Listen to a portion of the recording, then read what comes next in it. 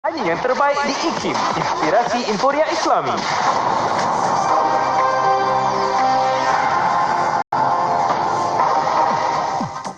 Bismillahirrahmanirrahim. Assalamualaikum warahmatullahi wabarakatuh dan salam sejahtera. Bersama saya Ahmad Nazari Muhammad Yusof dalam berita IKIM. Kerajaan Negeri Melaka menyangkal dakwaan bahawa lebih 100 kuncu ahli politik Negeri Melaka telah disenaraikan sebagai penerima vaksin fasa pertama program imunisasi COVID-19 kebangsaan di Negeri Melaka sehingga memotong giliran petugas Barisan Hadapan.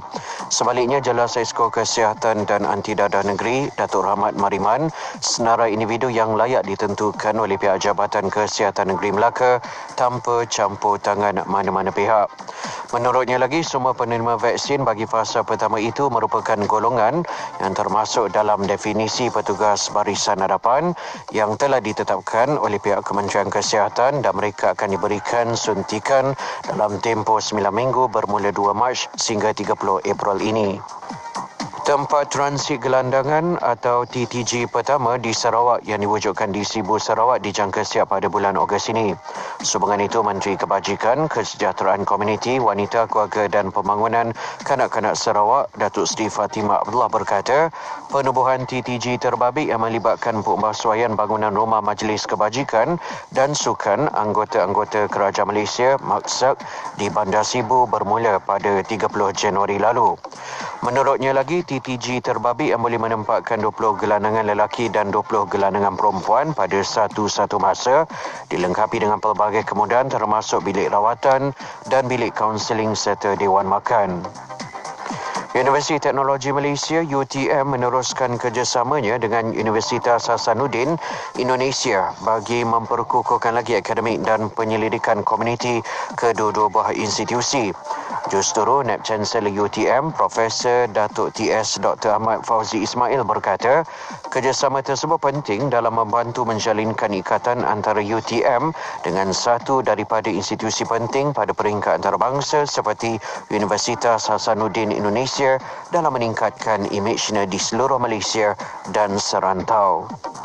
Sekian sahaja berita IKIM untuk edisi 10 pagi ini. Perkembangan selanjutnya ikuti berita IKIM yang akan keudara pada pukul 12 tengah hari ini. Assalamualaikum warahmatullahi wabarakatuh dan salam hormat. Laporan berita tadi dari sumber bernama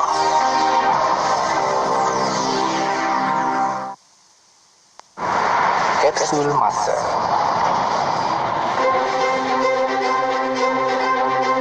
Pada 24 Januari dalam tahun 2013, Majlis Sambutan Maidul Rasul Peringkat Kebangsaan bagi tahun 1434 Hijriah bersamaan 2013 Masihi telah disempurnakan oleh Duli Yang Maha Mulia Seri Paduka Baginda Yang di-Pertuan Agong Tuanku Abdul Halim Muazzam Shah Ibni Almarhum Sultan Malaysia di Masjid Putra Putrajaya bertemakan Wasatiyah Tonggak Kesatuan Ummah. Majlis sambutan dimulakan dengan perarakan bermula dari bangunan Kementerian Perdagangan Dalam Negeri, Koperasi dan Kebangunan Putrajaya dan turut diiringi oleh alunan selawat ke atas junjungan Nabi Muhammad SAW. Pada majlis berkenaan turut disampaikan anugerah Maidul Rasul kepada 9 penerima anugerah yang terbahagi kepada 2 kategori iaitu Anugerah Perdana dan Anugerah Maidul Rasul 2013. Anugerah Perdana Maidul Rasul 2013 menerima hadiah wang tunai berjumlah RM50,000, sijil dan plak serta hadiah iringan Mushaf Al-Quran dan set kitab tafsir Fi Zilalil Quran yang berjumlah RM3,000. Manakala penerima Anugerah Maidul Rasul menerima hadiah wang tunai berjumlah RM20,000, sijil dan plak serta hadiah iringan Mushaf Al-Quran dan set kitab tafsir Fi Zilalil Quran yang bernilai RM3,000. Petikan fakta ini disediakan oleh Seksyen Dokumentasi dan Penerbitan Arkib Negara Malaysia.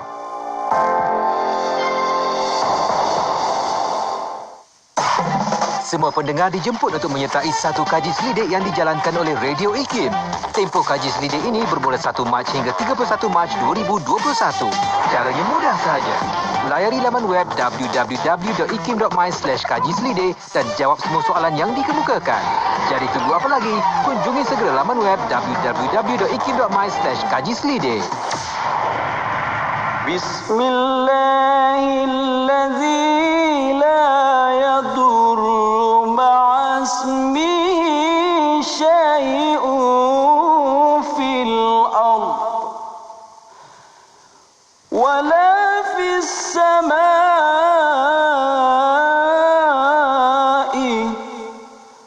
wa huwas sami'ul alim.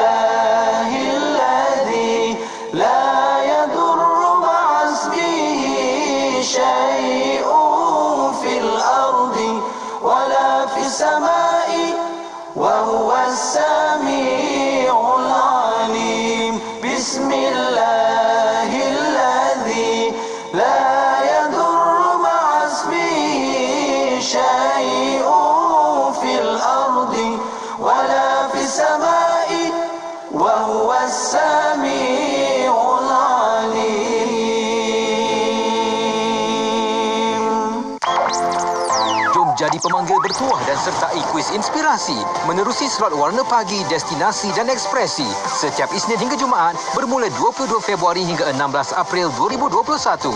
Rebut peluang menangi barangan cendera hati eksklusif IKIM. 3 pemenang setiap hari. Hanya di Radio IKIM, inspirasi Inforia Islami. Selami ilmu untuk kehidupan kita seharian bersama Nur Hayati Paradi di Aspirasi 10.1. IKIM, inspirasi Inforia Islami. Assalamualaikum warahmatullahi wabarakatuh. Dimulakan dengan lafaz suci Bismillahirrahmanirrahim. Selawat dan salam buat Rasul junjungan Nabi Muhammad sallallahu alaihi wasallam. Selamat pagi, salam aspirasi untuk semua sahabat pendengar IKIM. Alhamdulillah hari ini Allah kurniakan kita sehari lagi untuk sama-sama kita melayari hari kita, hari Selasa hari ini. Sama-sama kita isi dengan penuh kebaikan, insya-Allah. Moga-moga ada keberkatan di dalam 3 jam ini untuk sama-sama kita memanfaatkan dan meningkatkan lagi kualiti kehidupan, insya-Allah. Baiklah, waktu ini anda bersama saya Nur Hayati Paradi setelah 4 jam bersama dengan sahabat-sahabat Warna Pagi, tak lain tak bukan bersama dengan Sufian Amrin dan juga Hazwan Shah. Jadi Alhamdulillah, terima kasih pada mereka juga untuk perkongsian selama 4 jam sebentar tadi. Dan akan bersama dengan Yati kejap lagi kita bakal mulakan perkongsian kita menerusi rancangan syariah dan perundangan. Kita akan bersama dengan Encik Muhammad Hassan Ahmad, Fellow Kanan Pusat Kajian Syariah Undang-Undang dan Politik Institut Kefahaman Islam Malaysia. Kali pertama penampilan Encik Asham, insya-Allah menerusi perkongsian syariah dan perundangan dan bakal bawakan tajuk tentang gerakan feminisme dan asas-asas pemikirannya. Kita nak kenal, adakah kita betul-betul faham di kalangan masyarakat kita ada golongan ini, ada gerakan feminisme ini yang mana kita kena berhati-hati, dan apa yang kita perlu berhati-hati dan apa perkara yang boleh memantapkan kita dari sudut pengetahuan dan juga pergerakan itu supaya kita tidak terlibat sama, na'udzubillah min zalik, dan kita dapat bantu untuk kita kenal mereka supaya mereka tidak terlalu cergas dan cargas ya untuk menyebarkan dakwah dan juga pemikiran mereka, insya-Allah. Dan hari ini insya-Allah kita akan cerita tentang sejarah kemunculan mereka dan juga tokoh-tokoh dan aliran-aliran yang berkaitan, insya-Allah. Kejap lagi kita akan bawakan pada anda, jadi anda ikuti secara langsung perkongsian kita menerusi di Radio IKIM, di FB IKIM FM dan juga di YouTube channel IKIM untuk sama-sama kita berkongsi bersama dengan Cik Asham Ahmad kejap lagi. Tentunya hanya di IKIM, Inspirasi Inforia Islami. Awalan ini jom kita sama-sama berselawat bersama dengan Rabbani dan juga Dakmi dengan Marhaban Ya Rasulullah.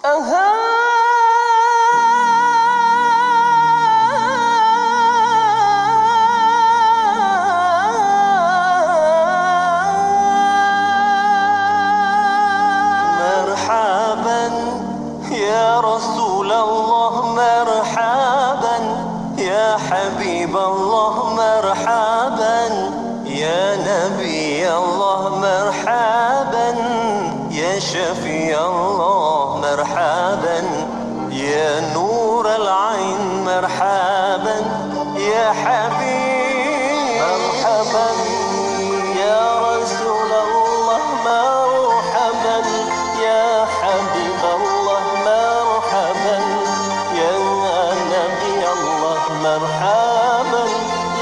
شفيع الله مرحبا يا نور العين مرحبا يا حبيب مرحبا مرحبا مرحبا مرحبا مرحبا مرحبا مرحبا مرحبا مرحبا مرحبا مرحبا يا نور العين مرحبا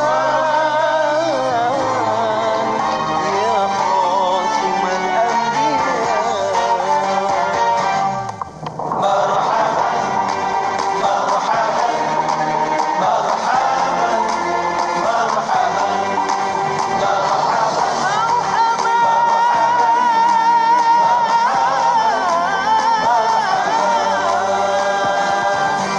عاوز بن خزرج يساتوكن أنصر مهاجرين الثودرات seluruh umat kegembiraan menyambut hijrah keberkatan di seluruh alam tunduk kesyukuran menyambut kedatangan Nabi yang dijanjikan membawa kebenaran, memadam kejahilan, menyamai keimanan, memusnah kekufuran. Marhaban, marhaban, marhaban,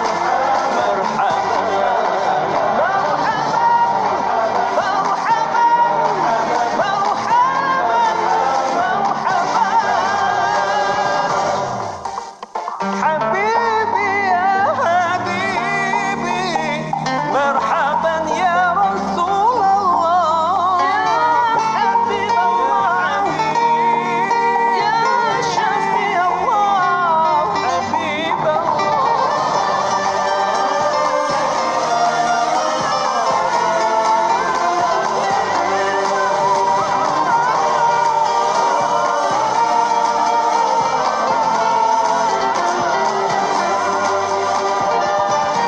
Wahai Rasul yang mulia, hadir membawa sinar bahagia. Engkau bagaikan sempurnama, menerangi malam gelita. Kau lambang perpaduan, contoh serta ikutan, budi dan pengorbanan. Tiada bandingan. Insan pilihan, amanah perjuangan, selawat buatmu, Rasul junjungan. Marhaban, marhaban, marhaban,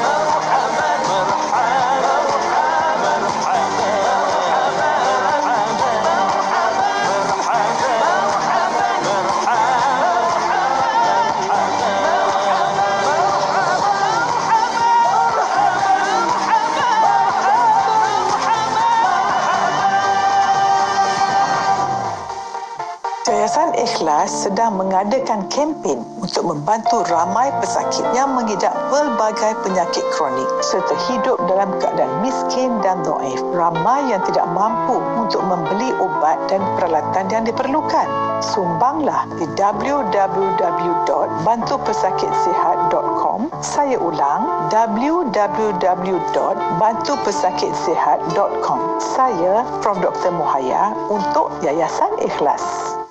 Bang, ni campur ni satu lagi. Berapa bang? Okey, kejap. Ni harga dia. Murahnya bang. Package combo kembali lagi. Tempah sekarang sementara masih ada. Hubungi 012-686-9236 atau 017-345-2564. Tertakluk pada terma dan syarat. Hari tutup permohonan iklan adalah setiap 16 hari bulan pada setiap bulan. Buku terbitan terbaru IKIM Islam dan Wabak, pengajaran daripada COVID-19.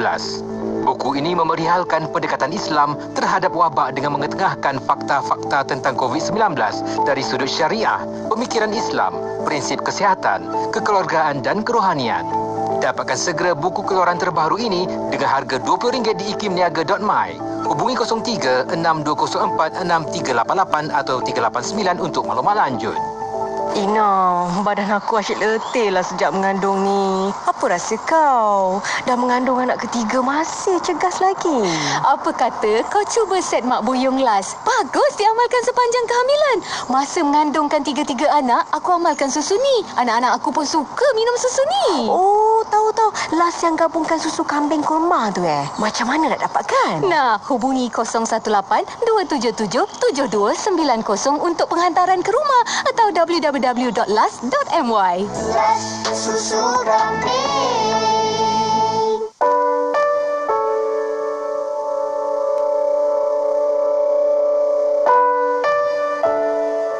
Bila kita kata agama itu maknanya ikatan, pertama sekali ikatan ni ikatan Tuhan terhadap manusia. Bukan manusia mencipta nilai, batas ataupun ikatan-ikatan yang tersendiri. Yang keduanya, ia memang selari dengan sifat kebesaran Allah Subhanahu Wa Taala. Kerana Allah itu maha berkuasa lah. Allah itu layak untuk mengikat kita. Dan ikatan Allah terhadap kita itu juga ikatan yang membawa kebaikan, yang mengangkat martabat kita sebagai manusia. Kalau kita ikut, kita jaga diri kita dalam batas ikatan tersebut, insya-Allah kita akan menjadi manusia yang lebih baik.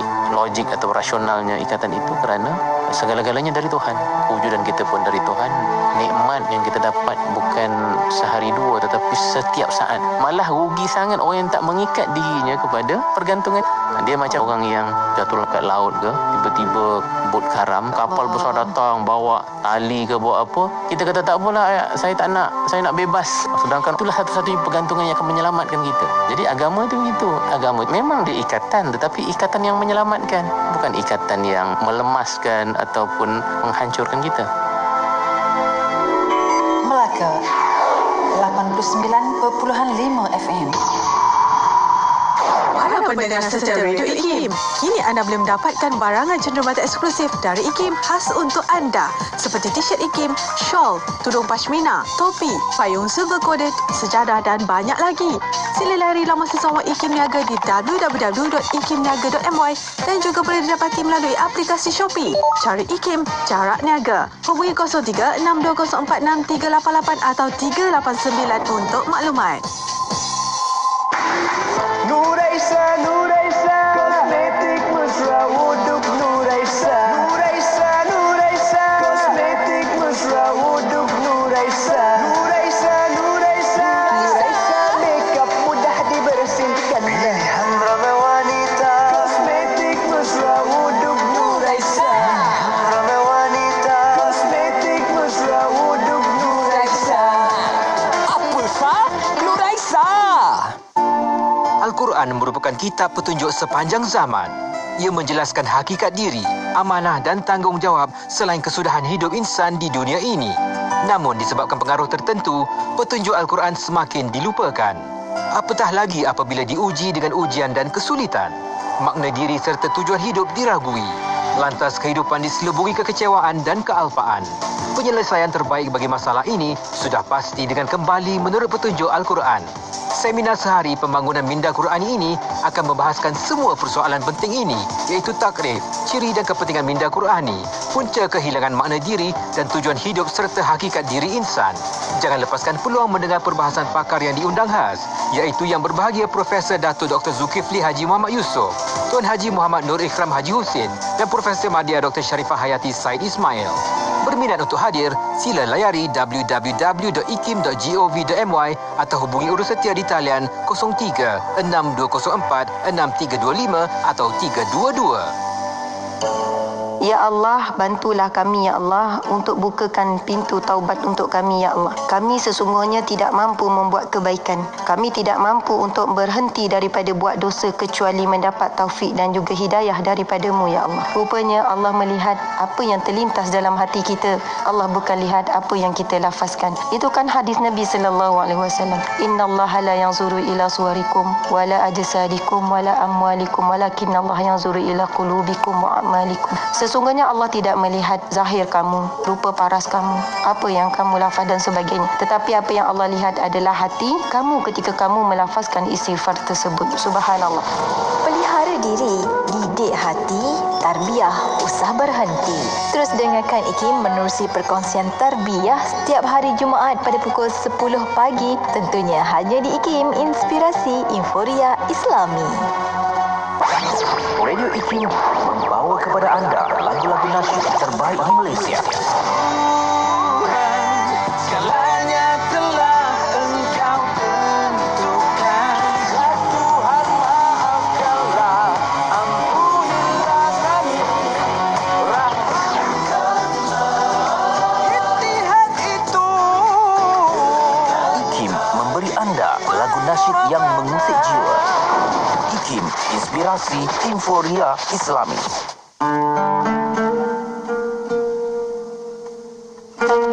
An Anas radhiyallahu anhu qala Rasulullah sallallahu alaihi wasallam tuba liman syaghalahu aibuhu an uyubin nas. Maksudnya, sangat berbahagialah orang yang sibuk tentang hal dirinya sendiri daripada sibuk mengenai hal orang lain.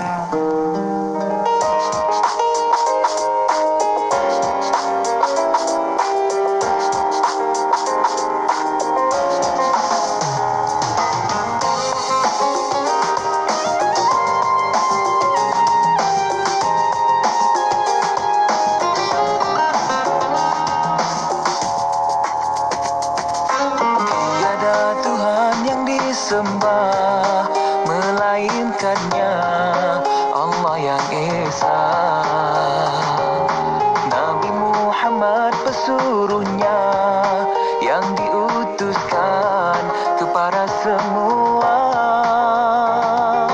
Aku berbangga dengan Islam agamaku dan ku bersyukur dilahirkan di dalamnya. Aku memohon petunjuk dan hidayahmu, bimbinglah daku menuju ke syurga.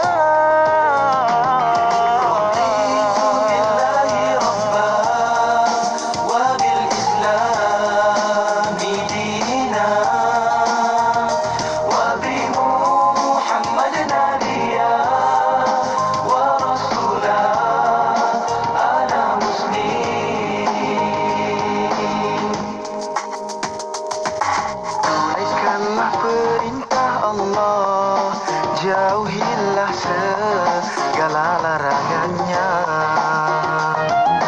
Jadilah insan yang berguna kepada Tuhannya dan jua agama.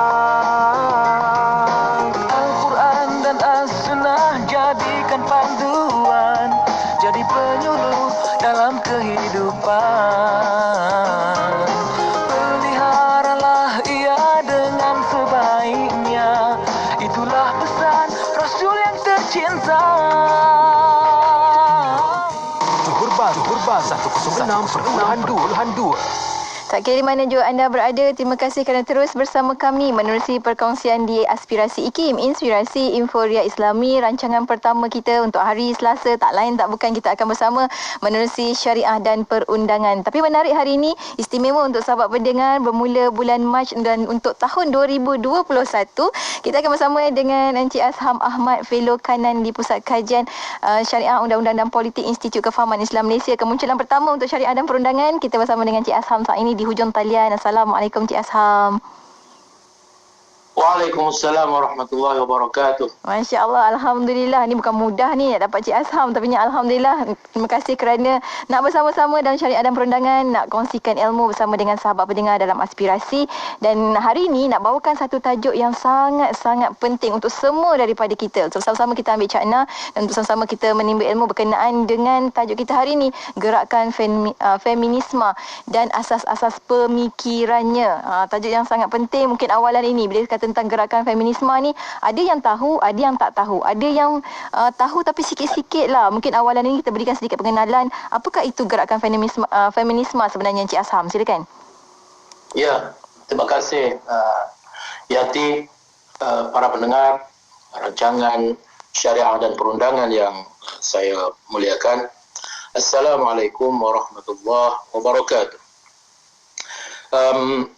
Tajuk yang saya pilih untuk kita sama-sama bahaskan dalam rancangan kita pada kali ini adalah gerakan feminisme dan asas-asas pemikirannya. Jadi perkara yang kita nak tekankan adalah asas-asas pemikiran itu. Kerana gerakan feminisme ini mempunyai dakwaan-dakwaan yang tertentu tentang agama. Dakwaan-dakwaan yang tertentu tentang kedudukan wanita dalam Islam. Ini bila kita bercakap tentang Islam lah. Nanti kita akan sentuh tentang Islam. Bagaimana gerakan ini mempengaruhi pemikiran sesetengah orang tentang agama. Jadi yang menyebabkan gerakan ini menjadi suatu yang perlu kita tangani, perlu kita bahaskan adalah kerana kesannya kepada agama, kesannya kepada pemikiran umat Islam, sebahagian umat Islam tentang agama, tentang peranan wanita, tentang kedudukan wanita, tentang hukum hakam yang berkaitan dengan kehidupan keluarga, tentang fiqh Islam. Itu perkara itu kita akan bincangkan kemudian. Tetapi ini adalah suatu ideologi, suatu cara berfikir yang datang bersama dengan pemikiran Barat, yang datang bersama dengan pemikiran sekular, bersama dengan pembaratan ataupun westernization. Itu datang banyak ideologi-ideologi yang berasalnya daripada masalah yang dihadapi dalam pemikiran dan tamadun Barat, tetapi disebabkan oleh pengaruh Barat itu kepada dunia melalui berbagai-bagai saluran, melalui sistem pendidikan, maka perkara-perkara yang pada asalnya bermula dalam konteks pemikiran Barat telah dibawa masuk ke dalam masyarakat Islam juga, kerana pengaruh pemikiran Barat itu tadi. Dibawa masuk dan dijadikan masalah. Menjadi masalah orang, masalah tamadun Barat sudah dijadikan masalah kita. Jadi salah satu persoalan yang menjadi masalah di dalam pemikiran Barat, dalam sejarah tamadun Barat, adalah sikap mereka terhadap wanita. Jadi reaksi terhadap sikap tamadun Barat itu, tradisi Barat itu terhadap wanita, itulah yang menimbulkan apa yang dinamakan gerakan feminisme ini asalnya. Jadi kalau kita ditanya apakah itu feminisme, mungkin kita boleh jawab, feminisme itu adalah merupakan suatu bentuk kepercayaan, satu bentuk ideologi, juga satu bentuk gerakan sosial dan politik. Dan gerakan ini diasaskan kepada suatu kepercayaan bahawa wanita mempunyai hak yang sama dari segi sosial, dari segi politik, dan juga dari segi ekonomi. Jadi asalnya, pada asalnya, gerakan ini muncul sebagai tindak balas terhadap tradisi Barat itu sendiri, terhadap kaum wanita.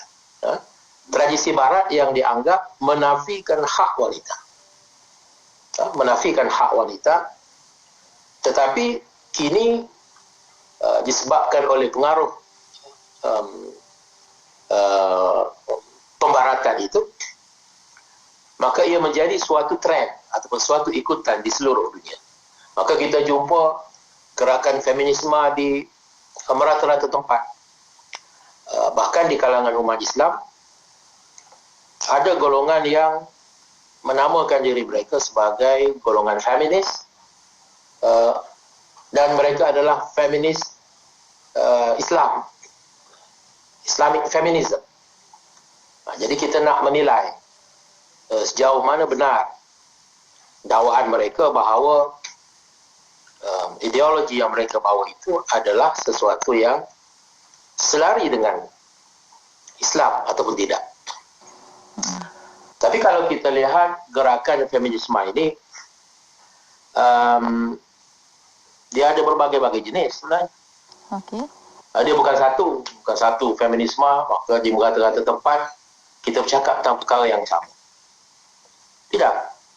Kalau kita lihat daripada sejarahnya, bermula pada akhir kurun yang ke-18, lebih kurang, akhir ada kata sekitar kurun ke-19,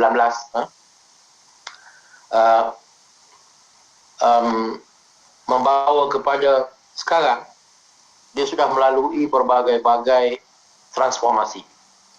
Bermula daripada gerakan untuk memperolehi hak mengundi di Amerika. Pada masa itu, kaum wanita tidak mempunyai hak untuk mengundi.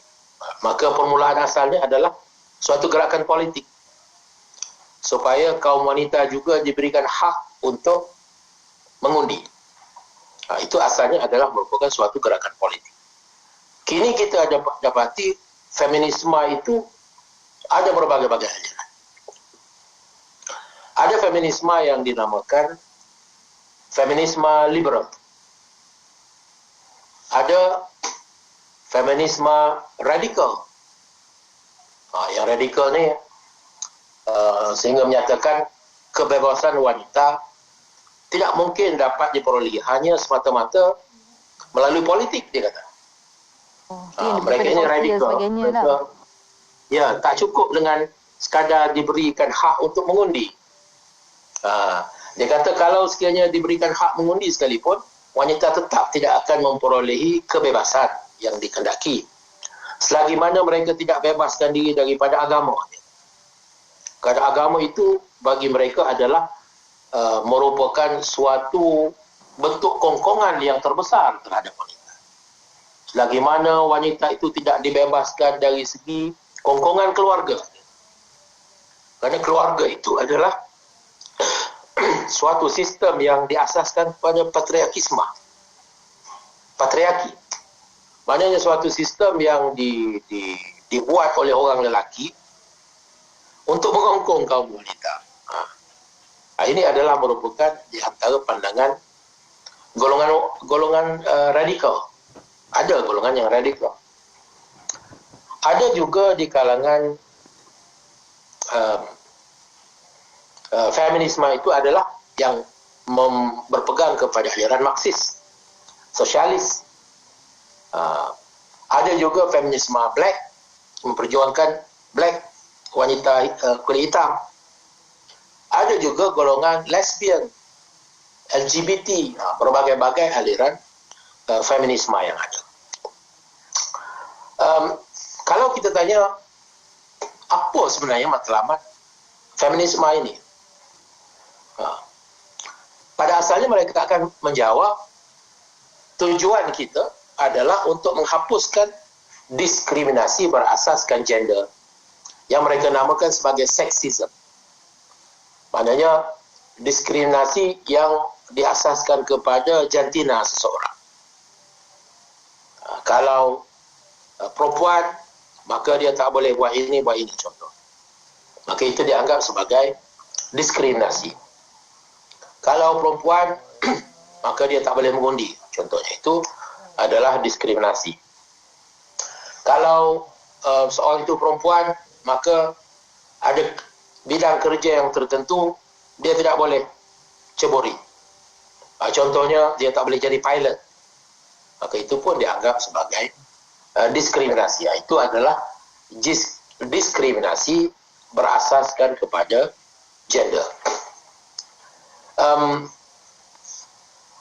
setakat ini kita tak ada bantahan. Kita bukannya nak membantah kepada semua apa yang mereka nyatakan itu. Kita bersetuju tentang diskriminasi berasaskan gender itu tidak sepatutnya diterima. Begitu juga dengan eksploitasi. Mereka juga menentang eksploitasi. Betul. Khususnya eksploitasi yang bersifat seksual. Mereka menentang perempuan itu dijadikan sebagai, dieksploitasikan sebagai objek seks. Itu pun sesuatu perkara yang bagi kita dari segi Islam itu adalah sesuatu yang sememangnya ditentang oleh Islam. Betul. Maknanya kita tidak memerlukan feminisme untuk kita faham perkara ini. Sememangnya dalam Islam pun tidak ada eksploitasi, tidak dibenarkan eksploitasi terhadap wanita, bahkan terhadap sesiapa sekalipun. Juga penindasan terhadap wanita. Kalau wanita bekerja dengan lelaki dalam bidang yang sama, kerja yang sama, lelaki diberikan gaji lebih, wanita diberikan gaji kurang, itu tidak adil kan? Betul. Itu adalah penindasan. Jadi matlamat feminisme ini adalah untuk mencapai persamaan penuh, sama ada dari segi undang-undang ataupun dari segi amalan. Sebab itu mereka memperjuangkan hak politik. Bila mereka mempunyai suara dalam politik, pertama boleh mengundi dahulu, kemudian apabila mereka mendapat kuasa, maka tentulah mereka boleh menyuarakan pandangan-pandangan mereka melalui saluran undang-undang. Bagaimana undang-undang yang tertentu boleh digubal untuk memberikan hak-hak dan perlindungan kepada kaum wanita. Inilah asalnya sejarah gerakan feminisme seperti yang berlaku di Barat. Baik. Itu baru permulaan untuk kita kenal siapa yang dikatakan sebagai feminisme ini sendiri. Alhamdulillah, terima kasih banyak Cik Asam kerana bawakan tajuk ini, kerana kadang-kadang kita bersama-sama dengan golongan-golongan ini berada dalam gerakan ini, tapi kita tak perasan sebenarnya, kita takut, kita tak tahu yang sebenarnya mereka membawa satu ideologi yang bertentangan dengan Islam. Sebahagian tu memanglah Cik Asam kata sebahagian tu memanglah tak perlukan kepada feminisme pun, Islam dah pun melakukannya, tapi mereka membawakan ada pemikiran yang lain. Dan kita akan melihat ketika lepas ni kita nak tahu juga sebab kata tadi datang dari Barat, kita nak tahu tentang alirannya. Tadi dah sebutkan sikit-sikit lah tentang radikal, LGBT dan sebagainya. Kita nak tahu tentang tokoh-tokoh mereka supaya kita kenal dan kita cakna lah bahawa mereka ni wujud dan mereka ada tokoh-tokoh tersebut yang mereka akan ikuti. Jadi kita akan kongsikan lepas kita berhenti rehat seketika. Untuk sahabat-sahabat pendengar, pertanyaan, persoalan boleh saja ajukan di FB IKIM FM, di YouTube channel IKIM ataupun di WhatsApp IKIM di 011-2904-004. Kita berhenti rehat seketika, kembali selepas ini, tentunya hanya di IKIM Inspirasi Inforia Islami.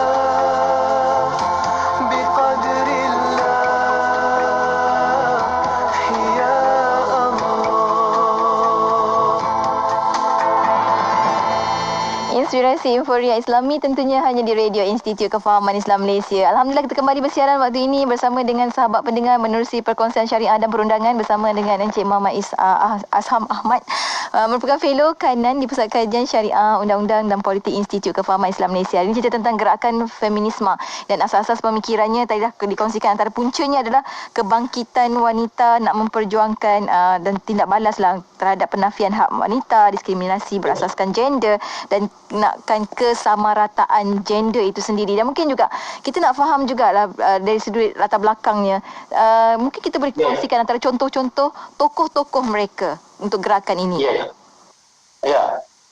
Sebelum kita sebutkan nama tokoh-tokoh mereka dan apa yang menjadi seruan mereka, apa yang mereka seru, apa yang mereka perjuangkan, bawa, kita nak jelaskan sedikit apakah yang kita maksudkan dengan feminisme. Itu adalah merupakan reaksi kepada tradisi barat itu sendiri. Maknanya reaksi terhadap reaksi kaum wanita barat terhadap bagaimana mereka itu dilayan di dalam tradisi barat. Jadi kalau kita lihat contohnya di dalam artikel oleh Britannica, dia menyebut bagaimana sepanjang sejarah barat kaum wanita itu menurutnya were confined to the domestic sphere, maknanya terhad peranannya di rumah, domestik. Sedangkan public life, kehidupan publik, kehidupan di luar, itu dikhaskan untuk lelaki saja. Maknanya perempuan menjaga rumah tangga dan lelaki bekerja di luar. Dan apa-apa aktiviti di luar itu tugas orang lelaki. Jadi dia ada dua sphere. Pada zaman medieval, zaman pertengahan Eropah, kaum wanita dinafikan hak untuk memiliki harta. Ini kita lihat betapa jauhnya berbeza di antara Barat dengan Islam. Betul. Kalau Islam sudah memberikan hak memiliki harta kepada wanita 1400 tahun dahulu. Di Barat pada zaman medieval, zaman pertengahan itu, masih lagi wanita itu tidak berhak untuk memiliki harta ataupun untuk mendapat pendidikan. Ini pun bukan masalah kita, ini masalah mereka. Sedangkan dalam Islam jelas bahawa menuntut ilmu itu adalah suatu kewajipan bagi lelaki dan perempuan. Betul. Talabul ilmi faridatun ala kulli muslimin wa muslimah. Itu semua orang tahu, anak-anak pun tahu. Wajib, bukan setakat hak, berhak untuk sekolah. Wajib untuk mendapatkan ilmu. Wajib untuk mendapatkan ilmu. Tak kira lelaki, tak kira perempuan. Juga di dalam zaman pertengahan itu, kaum wanita juga tidak dibenarkan untuk mengambil bahagian di dalam kehidupan public life. Pada akhir kurun yang ke-19 di Perancis, menurut artikel ini, kaum wanita masih lagi dipaksa untuk menutup kepala mereka di publik. Jadi kalau kita biasa melihat drama ataupun movie yang menggambarkan kehidupan pada zaman ini, kurun yang ke-19, mereka menganggap yang pakai topi, yang perempuan, itu adalah suatu paksaan. Bagi mereka itu adalah suatu paksaan. Jadi sebab itu timbul isu bila perempuan yang bertudung itu, pada pandangan mereka, umat Islam ini dipaksa untuk mereka ini adalah oppress, golongan yang dioppress, golongan yang ditindas. Mereka melihat dari perspektif mereka. Betul. Apa yang mereka lalui di dalam sejarah mereka, sedangkan itu tidak relevan untuk kita.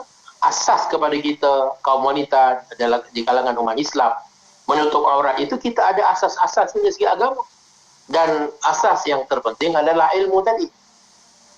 Sebab itu kita wajibkan mereka menuntut ilmu. Kita bukan memaksa, tapi yang disuruh adalah memberikan pendidikan yang betul, memberikan kefahaman.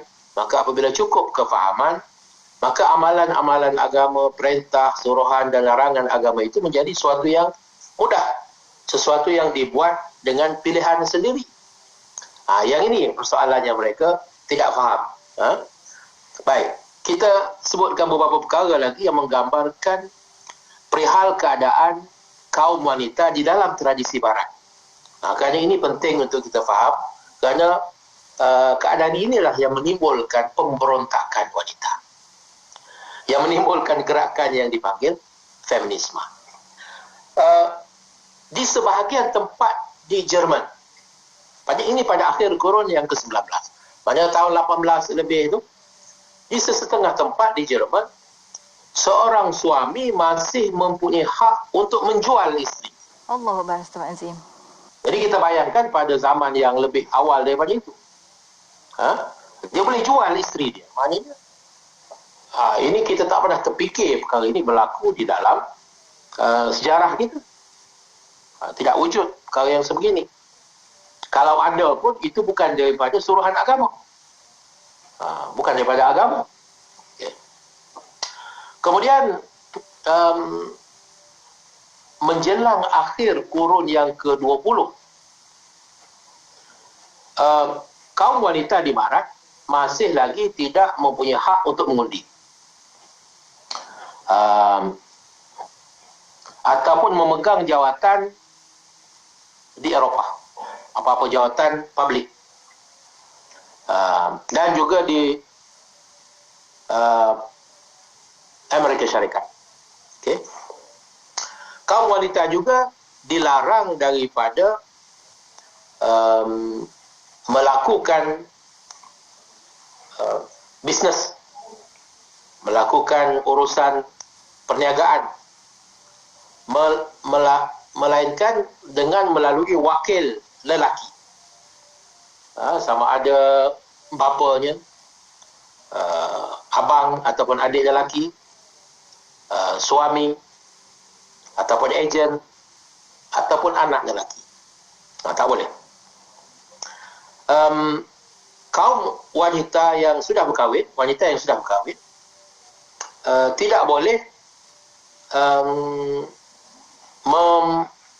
menguasai, tidak mempunyai kuasa terhadap anak-anak mereka sendiri tanpa kebenaran daripada suami.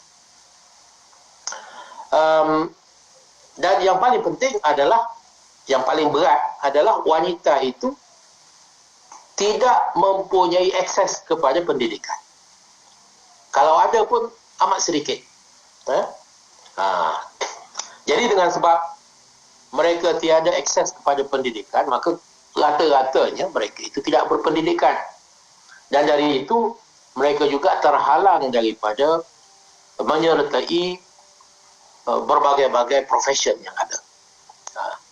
Jadi itu background yang membawa kepada kemunculan feminisme.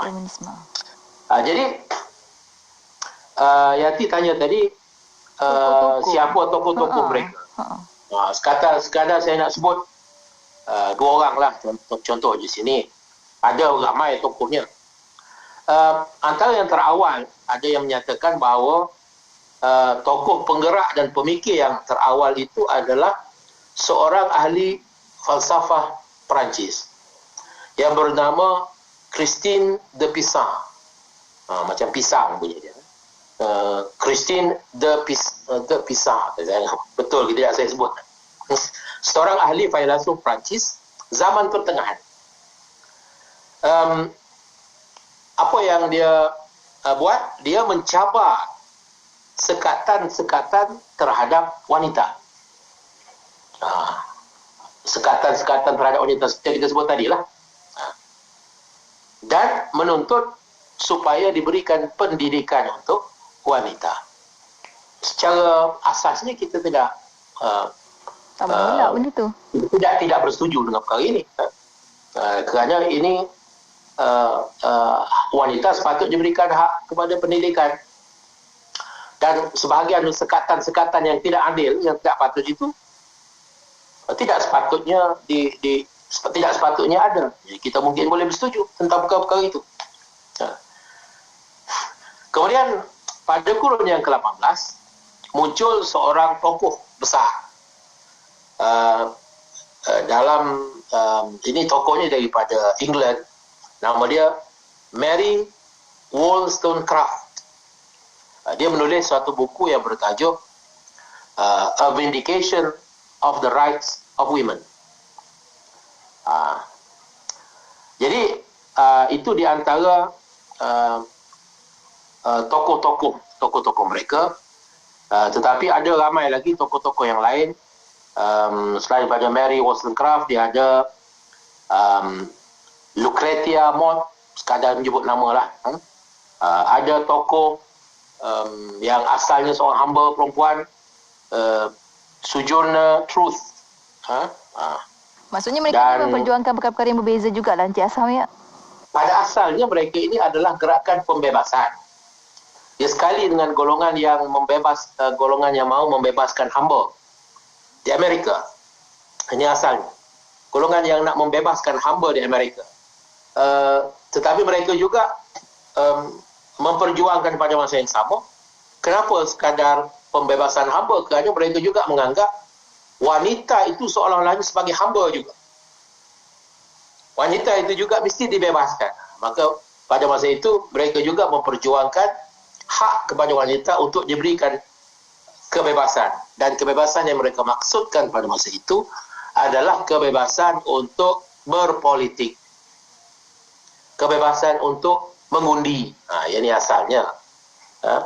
Kemudian dia membawa kepada perkara-perkara yang lain.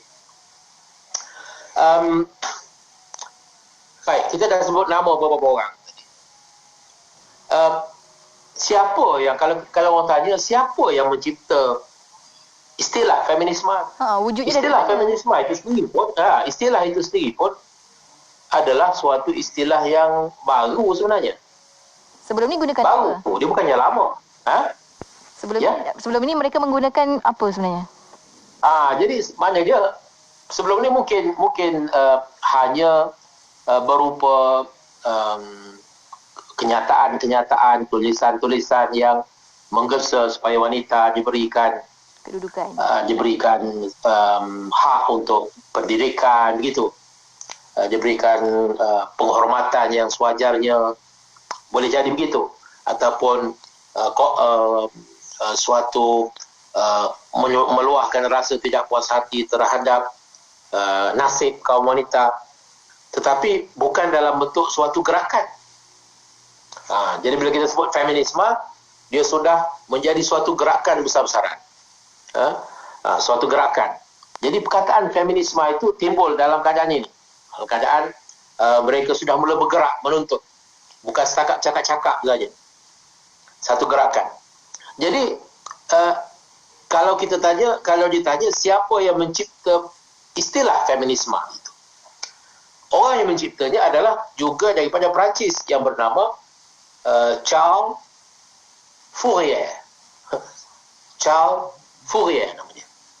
Saya harap betul lah saya sebut bunyi Perancis tu.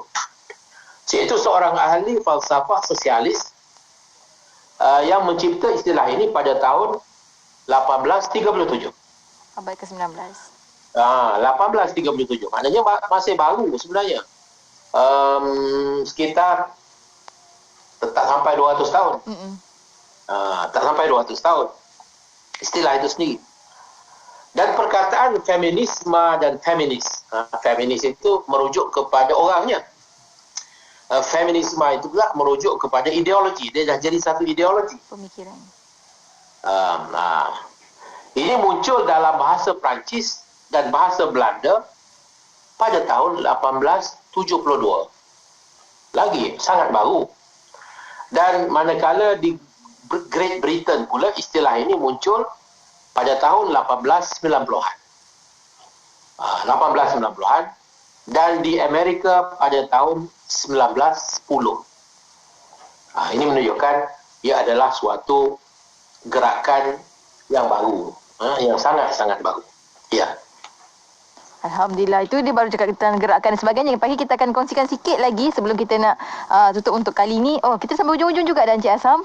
Pertemuan kita sekejapnya masa berlalu. Tapi itulah maksudnya bila kata tentang feminisme ni, dia memang tak serasi pun dengan umat Islam kerana wanita Islam tak pernah pula berada pada keadaan yang macam mana sejarah feminisme ini berlaku sebenarnya, kan Cik Azham, kan?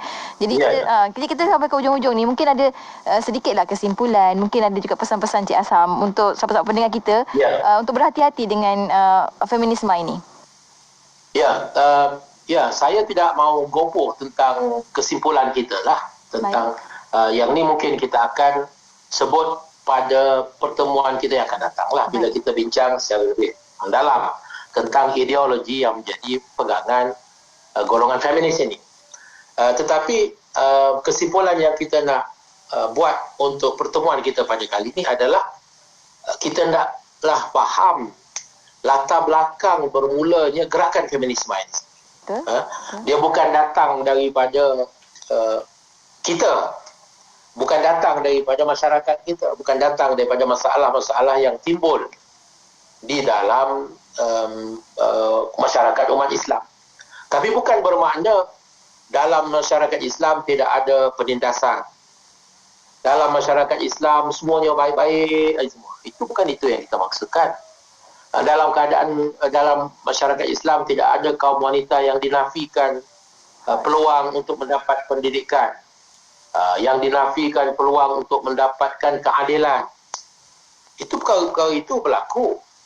Perkara itu berlaku dan perkara-perkara itu wajib kita tangani. Tetapi kita hendaklah bezakan di antara gerakan yang dinamakan feminisme di barat itu dengan usaha kita untuk memperbetulkan kepincangan dan ketidakadilan yang berlaku di dalam masyarakat kita. Dua perkara yang berbeza. Kita tidak semestinya terpengaruh dengan ideologi mereka. Sebab itu kita nak menekankan tentang dasar-dasar pemikiran mereka. Apabila dalam usaha mereka membela wanita itu, mereka menentang agama. Mereka cuba juga menentang sistem hidup berkeluarga. Mereka menimbulkan permusuhan di antara wanita dan lelaki. Seolah-olahnya perjuangan mereka itu adalah merupakan suatu peperangan gender. Kaum wanita nak berperang dengan kaum lelaki. Mereka menentang patriarki, menentang apa yang mereka namakan sebagai patriarki. Konsep patriarki.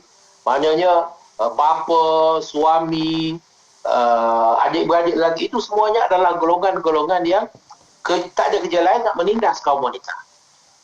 Jadi ini adalah merupakan sikap dan juga pembawaan yang kita kena awas, kita kena faham bagaimana kalau sikap yang sedemikian boleh timbul di dalam masyarakat mereka.